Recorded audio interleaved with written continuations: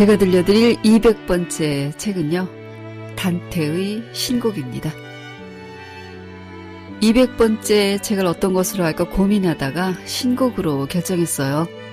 신곡은 선과 악, 죄와 벌, 정치, 종교, 문학, 철학, 신화, 인간사, 이런 모든 주제를 끌어안은 인간의 상상력이 빚어낸 최고의 걸작이라는 평을 수세기 동안 받아오고 있습니다. 신곡은 그리 재미있게 읽을 책은 절대 아니지만요, 읽으면 입이 떡 벌어질 만큼의 놀라움을 감출 수 없어요. 역사, 문학, 철학을 넘나드는 그 방대한 지식, 서사를 이끌어가는 힘, 작가로서의 상상력, 이걸 1300년도에 썼다니요. 그래서 200번째 책으로 신곡을 하기로 했습니다. 신곡을 읽는 방법은 두 가지인데요. 하나는 그냥 후루룩, 또 하나는 촘촘하게. 저는 이번엔 촘촘하게 각 주까지 중간중간 자료도 뒤져보면서 읽었는데요. 그러나 처음 읽을 때 이렇게 촘촘하게 읽으면 감당할 수 없는 분량 때문에 책을 덮게 될 수도 있습니다. 만일 이 책을 처음 읽으신다면 후루룩을 권합니다. 단테는 이탈리아 피렌체 출신입니다. 단테가 살았던 시기는 중세에서 근대로 넘어가던 시기였어요. 청년 시절에는 문학운동을 주도하였고요. 그 이후엔 피렌체에서 정치적으로 주도적인 활동을 하다가 1302년 정쟁에 휘말려 추방을 당했어요. 이후 죽을 때까지 피렌체에 돌아가지 못했습니다. 유랑하는 동안 그 유명한 소거론, 재정론, 향연 등을 집필했어요. 신곡은 추방 시기인 1304년부터 1320년까지 썼습니다. 지옥편, 연옥편, 천국편 이렇게 세 권으로 되어 있는데요. 이걸 각각 따로 출판하면서 굉장한 인기를 누렸어요. 출간 후 1년 후인 1421년에 세상을 떠났습니다. 이번에는 여행의 순서대로 하는 것이 좋을 듯하여 지옥편을 먼저 합니다. 연옥편과 천국편도 나중에 꼭 하도록 하겠습니다. 신곡은 요약을 할 것도 없이 그저 중요하지 않은 문장이 하나도 없기 때문에 정말 아쉽고 아프게 요약했고요. 내용이 너무 가지를 많이 치기 때문에 이 지옥에는 어떤 죄를 지은 이들이 가서 어떤 벌을 받고 있다는 식이 주 내용이 될 수밖에 없었습니다.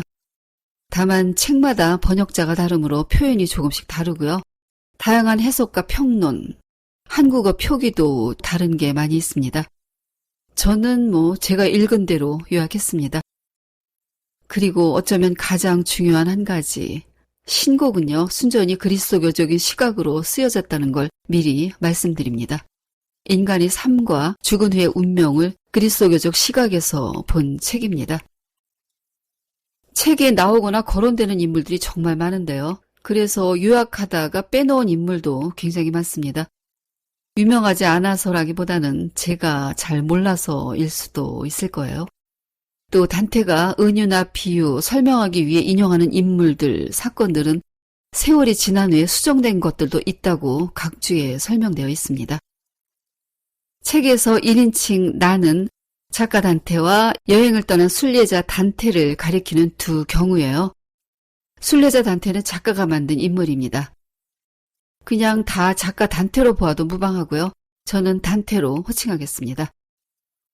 신곡은 단테가 베르길리우스와 지옥, 연옥을, 베아트리체의 안내로 천국을 일주일 동안 여행합니다. 지옥에서 사흘, 연옥에서 사흘, 그리고 천국. 단테의 가이드인 베르길리우스는 고대 로마 시인으로 이미 죽은 인물이고요. 여기서는 영혼이 나온다고 보면 되겠습니다. 천국을 같이 여행하는 베아트리체는 단테가 사랑했던 여자로 연인 사이는 아닌 단테의 일방적인 사랑이었고요. 그녀는 24살에 죽었습니다. 단테는 신곡에서 죽은 베아트리체를 천국의 구원자로 등장시켰어요. 신곡을 이루는 문장의 구성 요소는 곡입니다. 곡은 칸토라고도 하고요. 단락, 챕터라고 보면 되겠습니다. 총 100곡으로 되어 있고요. 지옥, 연옥, 천국 각 33곡씩입니다. 다만 지옥은 프롤로그에 해당하는 서곡이 하나 더 있어서 34곡, 이렇게 100곡입니다. 하지만 내용에서 각 챕터인 곡보다는 어느 지옥인가가 더 중요합니다. 곡에 매일 필요는 없습니다. 지옥의 구조는 위에서부터 9개의 단계예요. 그 단계를 골이라고 부릅니다. 역피라미드 구조로 아래로 내려갈수록 좁아지고 죄가 크고 형벌도 무겁습니다. 첫 번째 고리에서 5번째 고리까지를 상부지옥, 6에서 9까지를 하부지옥이라고 하는데요. 상부지옥은 본능, 욕망 이런 걸 못 다스린 죄고, 하부지옥은 폭력, 속임수, 배신 이런 죄가 해당됩니다. 어떤 고리에는 죄의 종류별로 여러 단계로 나뉘어져 있는 것도 있는데요. 이건 구렁 혹은 단계라고 되어 있습니다. 책을 읽다 보면 이게 첫 번째 고리다, 두 번째 고리다 이렇게 딱딱 분리되진 않고요. 내용을 따라가면서 옮겨가는 걸 알게 됩니다. 저는 듣기 쉽게 고리의 분류를 정확히 하도록 하겠습니다. 신곡은 1300년 3월 25일 목요일 밤에 단테가 베르길리우스와 지옥 여행을 떠나는 것으로 시작합니다. 중세 시대 때는 인생은 여행이라고 해서 하느님과 천국으로 향하는 순례라고 생각했었어요. 첫 문장은 이렇게 시작합니다. 우리 인생길 반 고비에 올바른 길을 잃고서 난 어두운 숲에 처했었네. 이 문장은요, 신곡의 중심, 모티브라고 할 수 있을 만큼 함축성을 갖고 있어요. 당시 단테의 나이는 35살이었고 그때 사람들의 수명이 70을 넘기기 힘들었으므로 35살을 인생의 반곱이라고 표현했습니다. 베르길리우스는 단테가 존경하는 인물이었으므로 그를 선생님이라고 부릅니다. 그러면 이야기 시작하겠습니다. 1300년 3월 25일 목요일 밤, 단테는 잠에 취해 숲에 나왔다가 베르길리우스를 만났어요. 그를 따라 지옥으로 여행을 떠납니다. 지옥 입구에 쓰인 글을 중략해서 읽어드리겠습니다. 나를 거쳐서 길은 황량의 도시로, 나를 거쳐서 길은 영원한 슬픔으로, 나를 거쳐서 길은 버림받은 자들 사이로, 여기 들어오는 너희는 모든 희망을 버려라. 단테는 굉장히 무서웠지만 베르길리우스가 평온한 표정으로 단테의 손을 잡고 있었으므로 안심하고 감추어진 것들 속으로 들어섰습니다. 알 수 없는 수많은 언어들, 고통의 소리들, 분노의 억양들이 엉켜 회오리 바람에 휩쓸리는 모래알처럼 영원히 깜깜한 하늘에 떠돌고 있었습니다. 단테는 무서워서 머리를 감쌌어요. 베르길리우스는 치욕도 명예도 없이 살아온 사람들이 슬픈 영혼들이 저렇게 비참한 꼴을 당하고 있는 거라고, 또 하느님께 반항하지도 복종하지도 않았고 단지 자신에게만 충실했던 사악한 천사들이 무리도 저기 있다고 했습니다. 첫 번째 고리로 들어갔어요. 그곳은 림보 지옥입니다. 림보는 세례받지 못하고 죽은 사람들이 오는 곳이에요. 아기들도 여기에 있었습니다. 림보는 지옥이지만 벌도 없고 아주 평온했습니다. 이곳에 있는 사람들은 아무런 죄도 짓지 않았고 살아생전 업적도 있지만 아주 중요한 일을 이루지 못했는데 그 중요한 일이 바로 세례를 받는 거였어요. 림보에는 철학자, 시인, 고대 영웅 등 살아있을 때 훌륭했던 사람들이 있었습니다. 베르길리우스를 비롯해서 아리스토텔레스, 소크라테스, 플라톤, 유클리드, 호메로스, 호라티우스, 오비디우스, 루카누스, 그리고 고대 영웅들인 헥토르, 아이네아스, 카이사르, 카밀라, 판테실레이아. 베르길리우스는 다른 이야기도 했는데 자신이 죽고 얼마 되지 않았을 때 그리스도가 왔었고 림보의 영혼들을 선별하여 천국으로 보냈다고 했어요. 그날 이전에는 어떤 영혼도 여기에서 구원받은 적이 없었다고 했습니다. 두 번째 고리로 가기 위해 그 고요로부터 나와 요동치는 허공, 전혀 빛이 없는 곳으로 향했습니다. 두 번째 고리는 애욕, 음욕, 지옥으로 들어서는 입구에 미노스가 무서운 모습으로 서 있었어요. 미노스는 지하세계의 심판관입니다. 미노스는 사람들의 죄를 조사하고 판단했어요. 죄 지은 영혼들이 죄를 자백하면 미노스는 적절한 지옥의 자리를 판단해서 심판을 내렸습니다. 죄인들은 말하고 미노스는 듣고 그 후에 아래로 떨어졌어요. 영혼들은 비명과 한탄, 통곡 속에서 하느님의 권능을 저주했습니다. 이곳엔 애욕의 못된 기질 때문에 망한 사람들이 있었어요. 세미라미스, 클레오파트라, 파리스, 트리스탄, 헬레네. 거기서 단테는 불륜 끝에 남편에게 살해당한 여자 프란체스카를 만났어요. 그녀는 비참할 때 행복했던 옛 시절을 떠올리는 것만큼 괴로운 일은 없다고, 그때는 사랑하는 일을 떠날 수 없었다고 말했습니다. 단테는 그녀에게 연민을 느꼈고 죄인들이 비통한 소리에 불쌍해서 정신을 잃고 잠시 쓰러졌었어요. 세 번째 고리는 탐식, 폭식의 지옥입니다. 무겁고 차가우며 절대 그치지 않는 영겁의 비가 내렸어요. 거대한 우박과 구정물이 눈과 뒤섞여 어두운 하늘에서 쏟아져 내리고 질척한 대지는 지독한 냄새를 뿜어냈어요. 죄인들은 그 진탕 속에 빠져서 뒹굴고 있었습니다. 머리가 새딸린 짐승 케르베로스가 잠겨있는 사람들을 향해 세 개의 입으로 지저대고 있었어요. 이글거리는 눈, 날카로운 발톱. 짐승은 영혼들을 핥히고 뜯어 조각조각 찢어 발겼습니다. 단테와 베르길리우스가 그들의 앞을 지날 때 그들 중 하나가 벌떡 일어나 말했어요.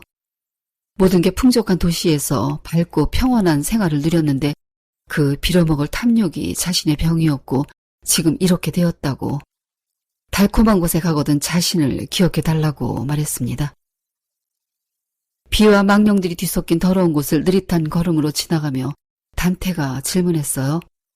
이곳의 고통은 위대한 심판과 함께 줄어들 것인지, 더 세차게 타오를 것인지, 그냥 이렇게 있을 건지. 베르길리우스는 고통이든 기쁨이든 완전하면 할수록 더 뚜렷하며 저주받은 무리는 완전을 누릴 수 없고 지금보다 더 나은 것을 기대할 수 없다고 말했습니다. 네 번째 고리로 가는 중에 플루톤을 만났어요. 플루톤은 지하세계의 왕이지만 베르길리우스는 그의 힘이 별로 강하지 않다는 걸 알고 있었으므로 그냥 무시하고 지나갔습니다. 네 번째 고리는 탐욕, 지옥입니다. 이곳엔 다른 곳보다 더 많은 무리들이 있었어요. 여기저기서 비명을 지르고 가슴으로 무거운 짐을 밀어내고 있었습니다. 발가벗은 채 진흙에 덮여 뒹굴면서 부딪히고 엎치락 뒤치락하고 서로를 조각나도록 물어뜯으면서 소리질렀어요. 왜 그렇게 모으기만 했냐고, 왜 쓰기만 했냐고. 이들은 구두쇠와 낭비벽이 있는 반대되는 죄를 지은 사람들로 탐욕과 낭비의 죄가 얽혀서 벌을 받고 있었습니다. 그중 머리카락이 없는 사람들이 많았는데 그들은 교황과 추기경들이었어요. 지나치게 탐욕을 부려 여기 와 있는 거였습니다. 베르길리우스는 잘못 쓰고 잘못 가져간 이들은 여기서 영원히 서로 머리를 들이받을 거라고. 재화는 운명의 손에 들려있건만 우리 인간들은 그 때문에 처절히 싸우고 있으니 이 얼마나 덧없는 일이냐고 말했어요. 다섯 번째 고리는 분노지역입니다. 강을 건너야 했어요. 강의 이름은 스틱스 강입니다. 스틱스 강은 이승과 저승을 가르는 5개의 강 중 하나인데 5번째 지옥을 감싸고 있었어요. 그때 작은 배 한 척이 왔고 노를 젓고 있는 이는 분노의 화신인 플레기아스였어요. 플레기아스는 전쟁의 신 마르스의 아들로 신에 대한 도전을 해서 지옥에 떨어졌습니다. 그는 분노로 펄펄 끓고 있었고 소리를 크게 질렀지만 베르길리우스는 점잖게 제재하고 우리가 이 진구렁을 배로 건너게 해달라고 말한 후 단테와 같이 배에 올랐습니다. 죽은 진흙탕에 수로를 가다가 흙을 뒤집어 쓴 머리가 나타나 말을 걸었는데 그는 필리포였어요.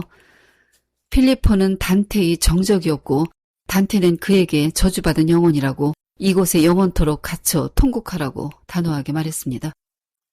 베르길리우스는 필리포에 대해서 세상에서 거만했던 사람이고 일생 동안 누구도 그 자신을 따뜻하게 대해준 기억이 없어서 저렇게 사납게 구는 거라고 말했습니다.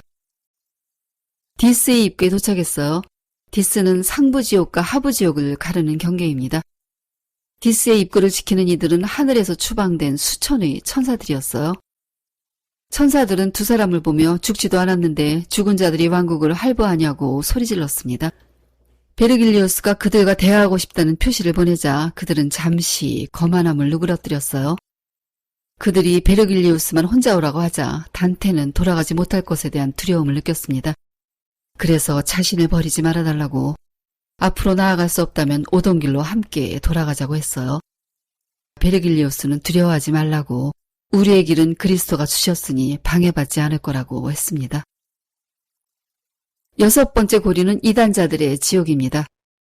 여기 들어서자 양편으로 넓게 퍼진 공간이 고통과 괴로움으로 가득 차 있었어요. 사방이 무덤 천지였는데 타오르는 불들이 무덤들 사이로 솟아올라 무덤을 뜨겁게 만들고 있었어요. 무덤의 뚜껑은 다 열려 있었는데 그 안에서 슬픈 한탄의 소리가 새어나왔습니다. 무덤에는 이교도들이 누워 있었는데 한 무덤에 한 명만 있는 게 아니라 겹겹이 포개어 누워 있었어요. 거기엔 그리스 쾌락주의 철학자인 에피쿠로스와 추종자들이 있었는데 이들은 생전에 몸이 죽을 때 영혼도 죽는다고 주장했던 이들이었어요. 피렌체 귀족인 파리나타. 파리나타는 죽은 후 종교재판에 의해 이단자로 선고되었어요. 그는 자신이 피렌체를 위하여 용감했었다고 말했습니다.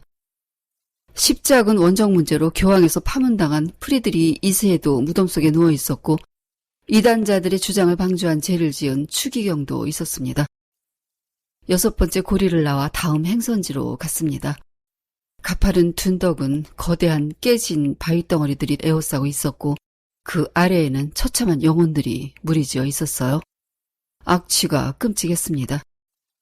7번째 고리에는 폭력배들이 갇혀 있는데 폭력은 내용에 따라 세 구역으로 나누어져 있습니다. 첫 번째 구역은 살인자, 도둑, 폭력배들로서 이웃에 대한 폭력의 죄를 지은 영혼들이 가 있고 두 번째 구역은 자신에게 스스로 가한 폭력의 죄를 지은 이들로 스스로 제 몸을 더럽히거나 도박으로 살림살이를 탕진한 영혼들에게 해당되었어요. 세 번째 구역은 앞의 두 개보다 더 좁은 곳으로 또 셋으로 나뉘어져 있었습니다. 첫 번째는 신성 모독자로 하느님을 속으로 깔보고 악담을 퍼붓던 자들.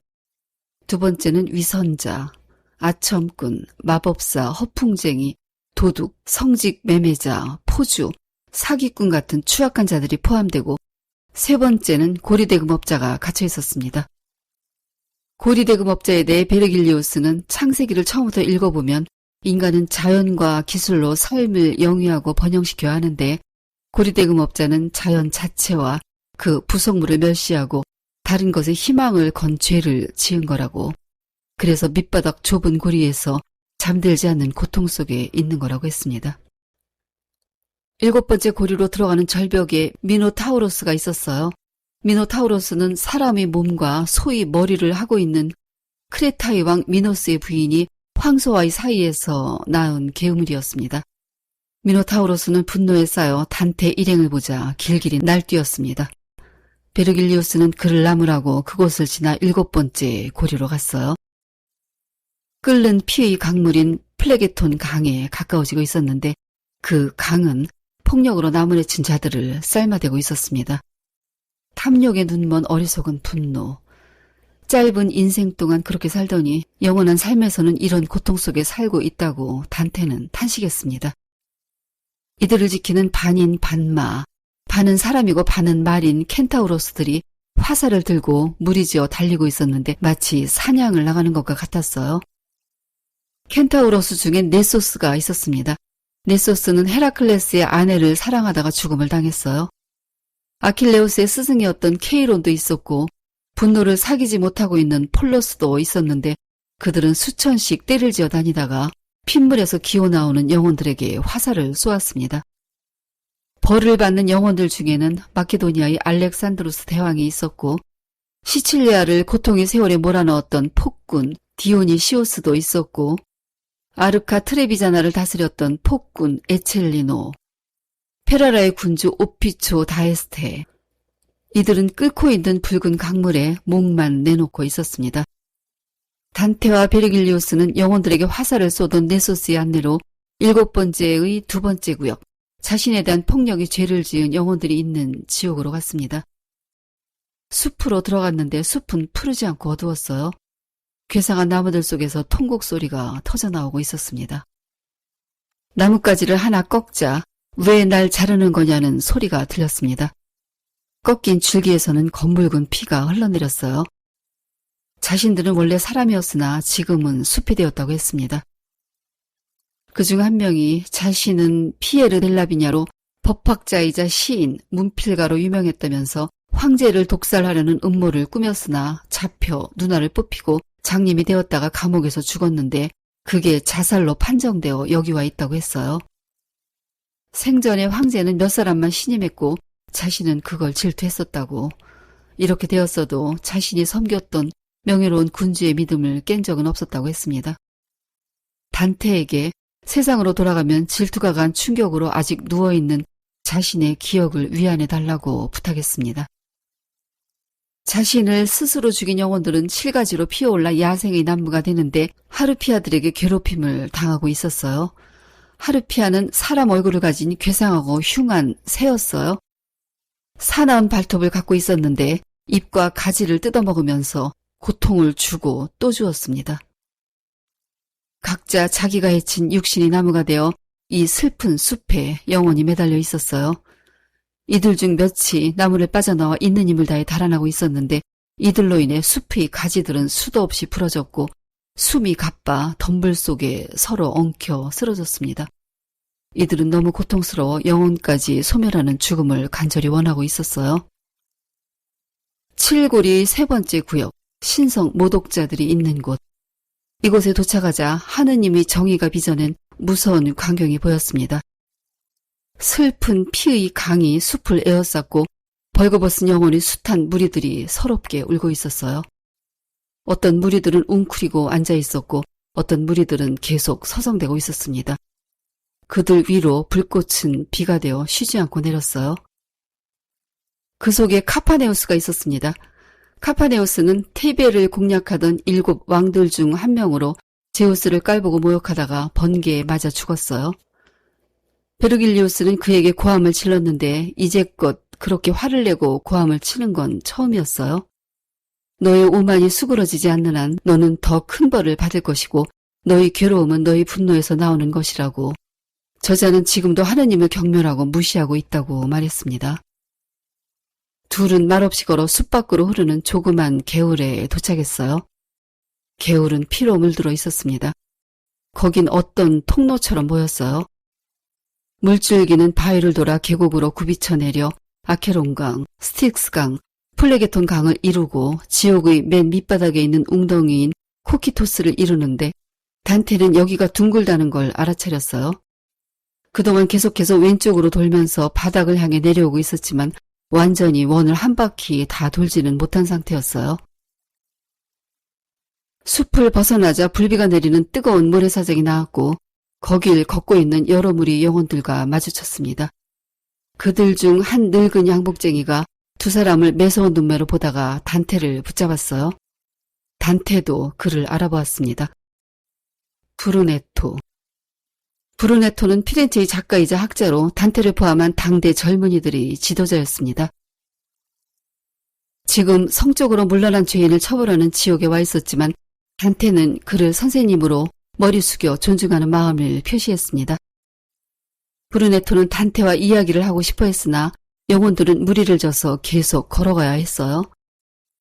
무리 중 누구든 잠시라도 멈추면 앞으로 100년 동안 불길이 후려쳐도 피하지 못한 채 모두 뜨거운 모래 위에 누워있어야 하기 때문이었어요. 그는 단테에게 너희 별을 따라가라고, 너는 영광의 하늘에 닿을 것이라고, 자신이 이렇게 일찍 죽지만 않았다면 너의 영광을 보며 함께 기뻐했을 거라고 말했습니다. 피렌체의 양쪽 정치적 당인 흑당과 백당에서 다 너를 원하고 끌어들이려 하겠지만 풀은 사냥에게서 멀리 두어야 한다고 했습니다. 단테는 그에게서 배운 것들에 대한 고마움을 말했어요.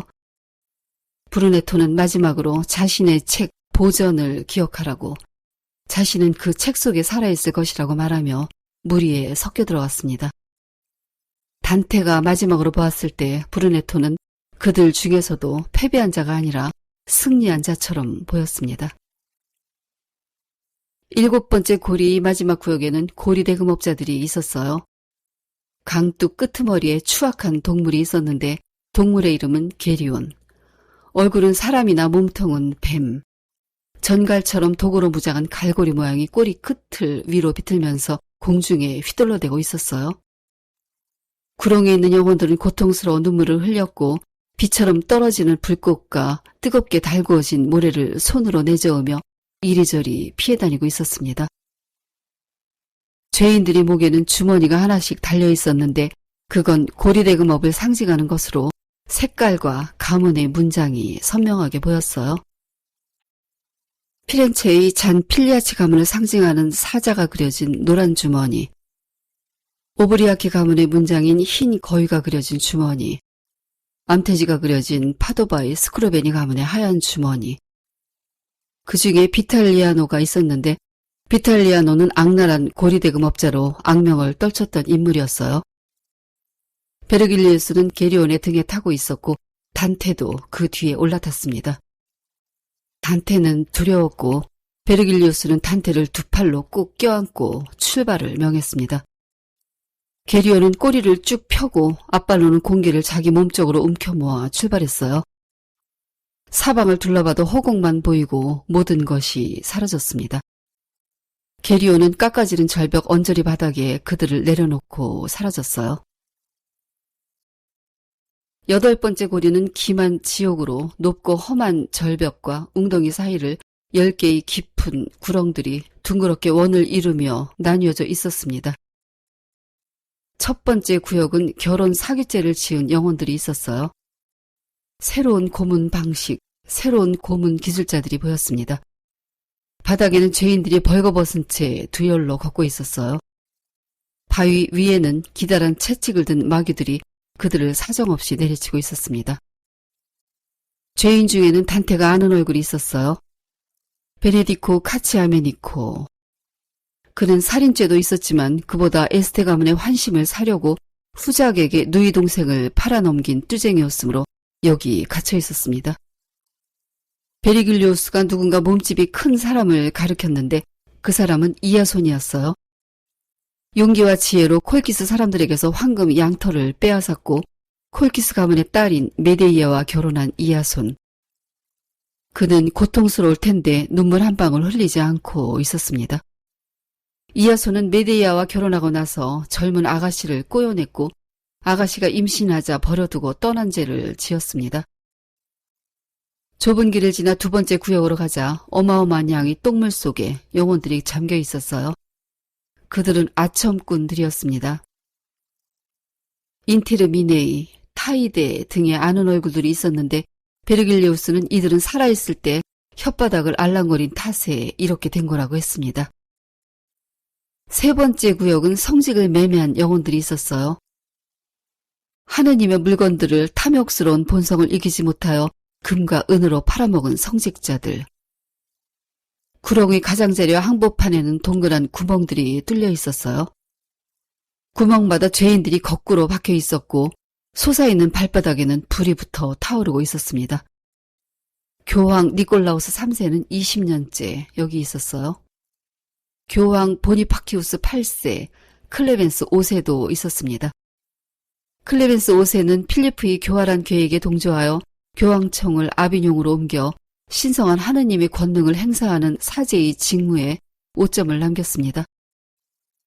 교황 콘스탄티누스도 있었는데 그는 로마 제국의 수도를 콘스탄티노플로 옮겼고 그건 교황 실베스테르 1세가 그의 나병을 고쳐준 대가로 제국의 서부 영역을 교회의 관할로 넘겨주기 위해서였어요. 단테는 콘스탄티누스에게 매정하게 말했습니다. 당신의 인색함은 세상을 슬프게 하고 선을 짓밟았고 악인을 추워 올렸다고, 금과 은으로 하느님을 섬겼으니 우상 숭배자들과 다르지 않다고, 오히려 그들보다 더하다고 했습니다. 네 번째 구역에는 점쟁이와 예언자들이 영혼이 있었어요. 고통의 눈물로 젖어있는 그들의 몸은 턱과 가슴 사이가 비틀려 있었어요. 얼굴이 등을 향해 돌아가 있어서 앞을 볼 수 없기에 뒷걸음치며 걸어야 했습니다. 괴로운 눈물이 등골을 타고 엉덩이를 적시고 있는 모습. 단테는 그 모습을 보며 눈물을 흘렸으나 베르길리우스는 이런 것에 눈물을 흘리는 건 더 큰 죄라고 했습니다. 그들 중에는 테베를 공략하던 7왕 중 하나로 예언자이자 명장인 암피아라우스, 테베의 유명한 장님 예언자인 테이레시아스, 또 스코틀랜드의 문학자이자 수학자인 마이크 스콧, 그리고 바늘과 물레를 버리고 점쟁이가 되어 양초와 인형으로 마술을 부린 여자들도 있었습니다. 다섯째 구역에는 탐관오리들이 있었어요. 뒤에서 무시무시하고 시커먼 마귀 한 마리가 다리 위로 달려왔습니다. 마귀의 날카롭고 억센 어깨에 한 사람의 허리가 얹혀 있었는데 그의 몸은 다리의 힘줄에 매달려 있었어요. 마귀는 그 사람을 역청, 끈적끈적하고 빠져나올 수 없는 늪 같은 검은 물속에 던져넣었습니다. 역청은 펄펄 끓고 있었는데 그 속에는 이미 셀 수 없이 많은 사람들이 들어가 머리만 내밀고 있었어요. 마귀들은 역청 주변에서 쇠갈키로 그들이 떠오르지 못하게 찔러대고 있었습니다. 마귀들은 그중 한 사람의 머리카락을 잡아채서 끌어내어 등껍질을 벗기게 했는데 단테는 그 불쌍한 사람이 누군지 궁금했어요. 괴롭힘을 당하는 와중에 그가 자신에 대해 말했습니다. 이름은 치암폴로. 아버지가 재산을 탕진하고 자살해버렸으므로 어머니는 그를 어떤 귀족의 하인으로 보냈다고 했어요. 그러다가 테오빌드 왕의 신하가 되었는데 거기서 사기치는 법을 배웠고 지금 이 뜨거운 곳에 있게 되었다고 했습니다. 여섯 번째 구역엔 위선자들이 있었어요.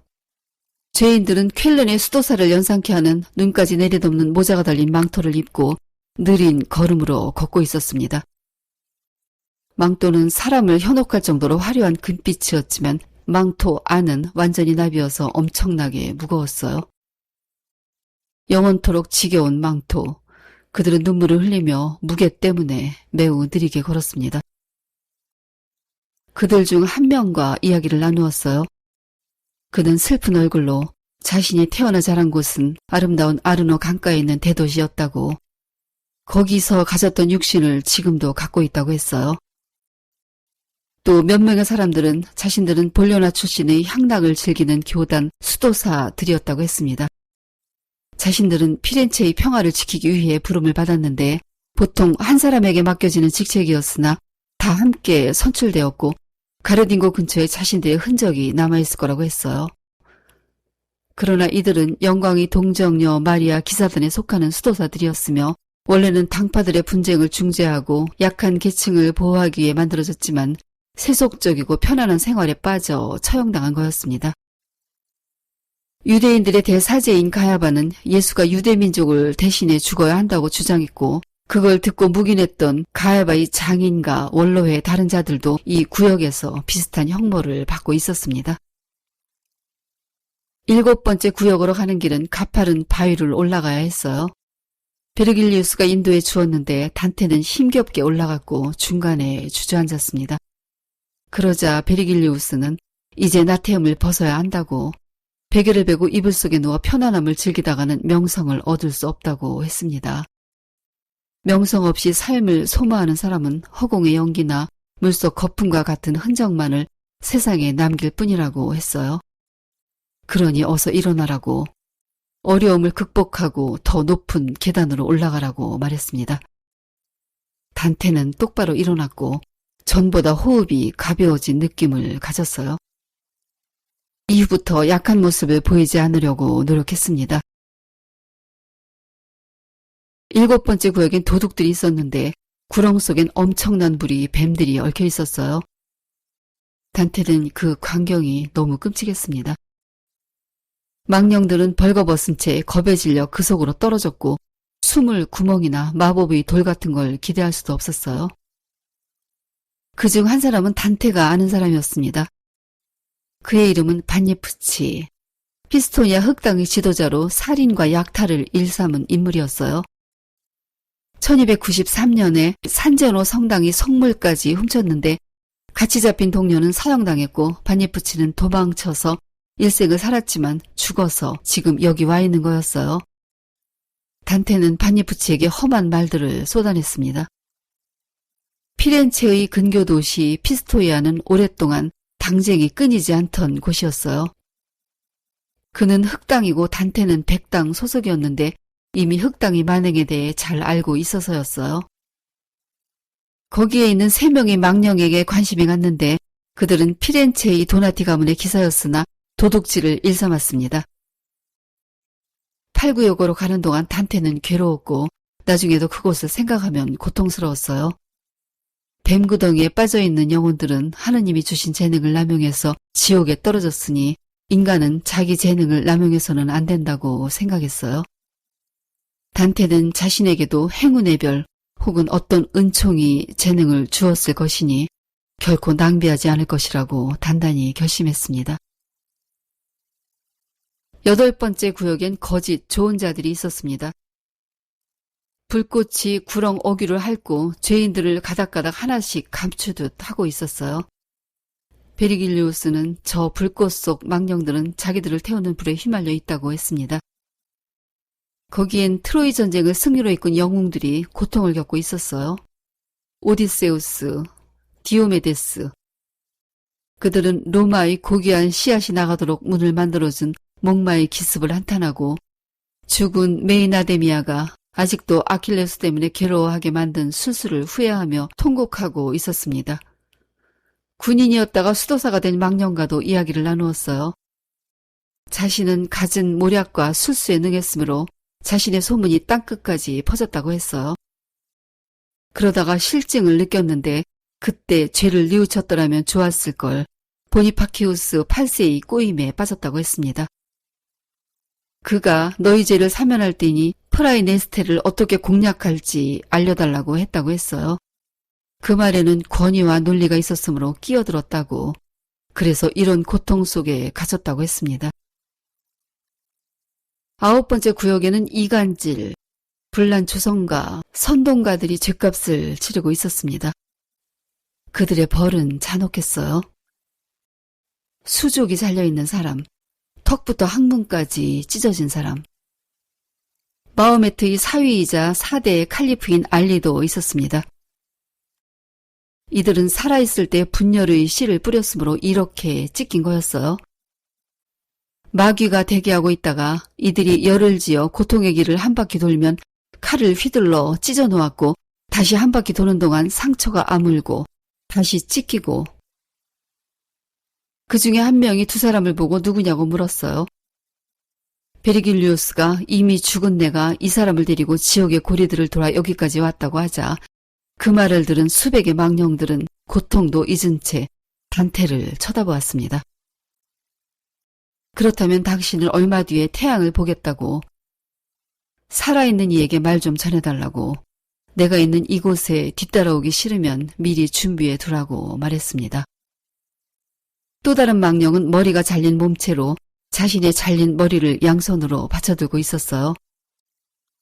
그는 자신에 대한 이야기를 전해달라면서 자신은 보른의 베르트랑인데 젊은 왕에게 사악한 암시를 주어 아버지와 아들을 갈라놓았으니 이렇게 고달프게 되었다고 절규했습니다. 그리고 단테는 거기에서 참혹하게 죽은 아버지의 사촌도 보았습니다. 10번째 구역으로 가면서 단테는 벌받고 있는 죄인들이 끔찍함에 눈물을 흘리고 싶었으나 베르길리우스는 너는 왜 시선을 죄인들에게 두고 있느냐고 질책했습니다. 달이 벌써 발치에 와 있고 우리에게 허락된 시간이 얼마 남지 않았다고 갈 길을 재촉했어요. 10번째 구역에는 위조범들이 있었습니다. 하느님의 사도, 기만을 허락하지 않는 정의가 그들에게 벌을 주고 있었어요. 죄인들은 어두운 계곡에서 떼를 지어 괴로워하고 있었는데 더러는 배를 까고 더러는 서로의 등을 베고 눕고 더러는 엉금엉금 기어가고 있었습니다. 이들은 머리끝에서 발끝까지 딱지가 더덕더덕 붙어 있어서 미칠 듯이 가려워서 몸부림치며 손톱으로 제 몸을 핥히고 살을 뜯어내고 있었습니다. 그중 한 명이 자신은 아래초 사람으로 연금술사 노릇을 했었다고 했어요. 또 연금술로 금속을 위조했던 카포키오도 거기에 있었습니다. 3월 27일 성토요일 오후에 두 사람은 지옥의 가장 아래에 있는 9번째 고리로 갔어요. 가는 동안에도 수많은 망령들의 싸움을 보았습니다. 단테는 그들의 말에 빠져 있었는데 베르길리우스는 그걸 꾸짖었어요. 단테는 부끄러웠고 그걸 알아본 베르길리우스는 부끄러움을 높이 평가했습니다. 작은 부끄러움은 큰 잘못을 씻어줄 수 있다고, 사람들이 말다툼 벌이는 곳에 끼어들지 말라고, 그런 걸 엿듣는 건 천박한 일이라고 했습니다. 도착하기 전에 어마어마하게 큰 거인들이 웅덩이에 잠겨있는 걸 보았어요. 그들은 질투와 교만의 죄를 지은 거인들로 제우스와 하느님에게 반항했던 이들이었습니다. 천둥이 울릴 때마다 제우스는 하늘에서 이들을 위협하고 있었습니다. 지옥의 마지막 9번째 고리는 4개의 구역으로 나뉘어져 있었어요. 4구역에는 각각의 이름들이 있는데 그건 단테가 지은 이름입니다. 지옥의 모든 바위들이 내리누르고 있는 저 슬픈 구멍. 단테는 자신이 거칠고 쓰디쓴 글을 쓸 수 있다면 완전하게 쓸 수 있겠으나 우주의 중심 바닥을 묘사하는 건 너무도 어려워서 두렵다는 생각을 했습니다. 발밑에 호수가 펼쳐져 있었는데 그건 꽝꽝 얼어서 유리처럼 보였어요. 얼음 속에 갇힌 영혼들의 얼굴은 추위로 낯빛이 되어 이를 부득부득 갈고 있었습니다.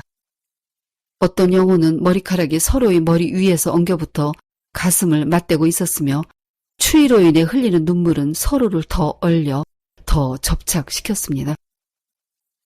이곳은 친족을 배신한 죄인들이 오는 구렁으로 단테는 여길 카이나라고 이름 지었어요. 카이나는 동생 아벨을 죽이면서 인류 최초의 살인자가 된 카인의 이름을 따서 지었습니다. 아서왕을 죽이려다가 발각된 아서왕의 조카, 숙부를 살해한 포카치아, 상속권을 차지하려고 조카를 죽인 마스케로니도 여기 있었습니다. 두 번째 구역에는 조국과 당을 배신한 이들이 있었어요. 그곳의 이름은 안테노라. 한 구멍에 얼어붙어 있는 두 망령이 있었습니다. 한 망령의 머리가 다른 망령의 모자가 되어 있었어요. 위에 있는 자가 밑에 있는 자의 머리와 목이 맞붙은 곳을 쉴 새 없이 이빨로 깨물고 있었어요. 단테는 그에게 이 자를 이렇게 짐승처럼 씹어먹는 이유가 무엇인가를 물었습니다. 그는 자신은 우걸리노 백작이고 밑에 있는 자는 루시엘이 대주교라고 했어요.